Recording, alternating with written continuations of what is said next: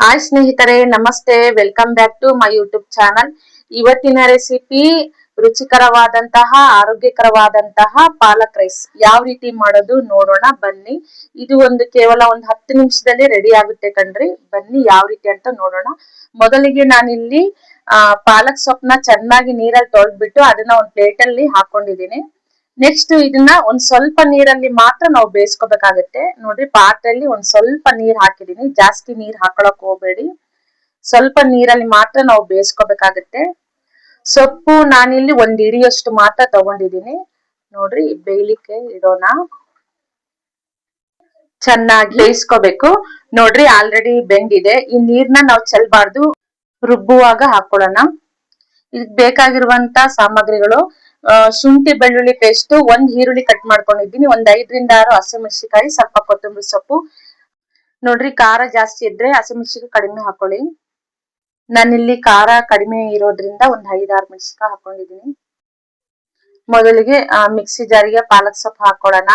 Next ಹಸಿಮೆಣಸಿನಕಾಯಿ ಹಾಕೊಳ್ಳಿ, ಕೊತ್ತಂಬರಿ ಸೊಪ್ಪು ಹಾಕೊಳ್ಳೋಣ. ನೆಕ್ಸ್ಟ್ ಶುಂಠಿ ಬೆಳ್ಳುಳ್ಳಿ ಪೇಸ್ಟ್, ಈರುಳ್ಳಿ ಹಾಕೊಳ್ಳಂದ್ರೆ.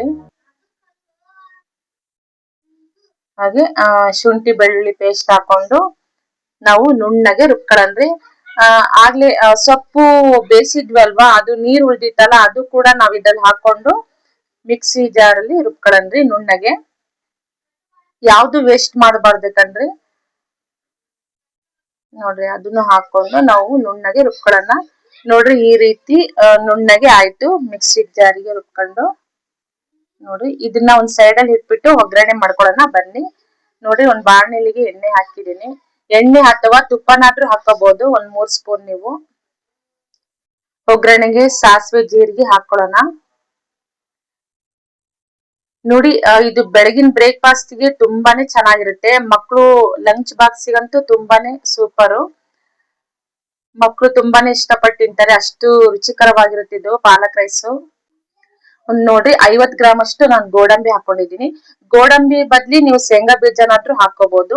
ನೆಕ್ಸ್ಟ್ ಈರುಳ್ಳಿ ಹಾಕೊಂಡು ನಾವು ನೀಟಾಗಿ ಫ್ರೈ ಮಾಡ್ಕೊಳ್ಳೋಣ. ಚೆನ್ನಾಗಿ ಫ್ರೈ ಮಾಡ್ಕೋಬೇಕು. ನೆಕ್ಸ್ಟ್ ಅದು ರುಬ್ಬಿರುವಂತಹ ಪಾಲಕ್ ಸೊಪ್ಪನ್ನ ಹಾಕೊಳ್ಳಂದ್ರಿ. ಪಾಲಕ್ಕು ಮಸಾಲೆ ಅದೆಲ್ಲ ನಾವು ಮಿಕ್ಸ್ ಮಾಡ್ಕೊಳ್ಳೋಣ, ಚೆನ್ನಾಗಿ ಫ್ರೈ ಮಾಡ್ಕೊಳ್ಳಂದ್ರಿ. ಇದಕ್ಕಿಷ್ಟೇ ಕಣ್ರಿ. ಕೆಲವರು ಪಲ್ಲವು ಎಲೆ ಹಾಕ್ತಾರೆ, ಮತ್ತೆ ಚಕ್ಕೆ ಹಾಕ್ತಾರೆ, ಎಲ್ಲ ಹಾಕೋಬಹುದು. ಅದೆಲ್ಲ ಆಪ್ಷನಲ್ ಕಣ್ರಿ.